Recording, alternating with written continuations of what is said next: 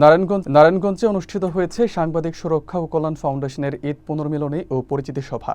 সোমবার বিকেলে ফতুল্লার সস্তাপুর গাবতলা মোড়ের অস্থায়ী কার্যালয়ে এই অনুষ্ঠানের আয়োজন করা হয়। বিস্তারিত থাকছে এস.এম. জহিরুল ইসলাম বিদ্যুতের প্রতিবেদনে। সভায় সভাপতিত্ব করেন ফাউন্ডেশনের নারায়ণগঞ্জ জেলা শাখার সভাপতি সাংবাদিক নূরে আলম আকন্দ।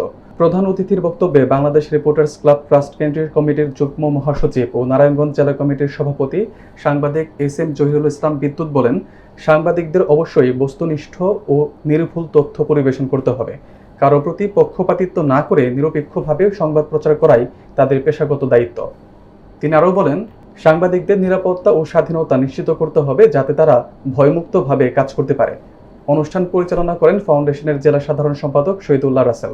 এছাড়াও বক্তব্য রাখেন সহসভাপতি দেলোয়ার হোসেন সহ অন্যান্য নেতৃবৃন্দ। অনুষ্ঠানে জেলার বিভিন্ন পর্যায়ের সাংবাদিকরা উপস্থিত ছিলেন। আলহামদুলিল্লাহ, আপনাদের উপস্থিতি দেখে অত্যন্ত ভালো লাগতেছে। সবসময় আমার ডাকে যদি আপনারা সাড়া দেন, আমিও আপনাদের ডাকে সাড়া দেবো ইনশাআল্লাহ। এবং আমরা চাই ভাই বোন সাংবাদিকরা যারা আছি সবার কল্যাণের স্বার্থে সবসময় যত একসাথে মিলেমিশে কাজ করতে পারি।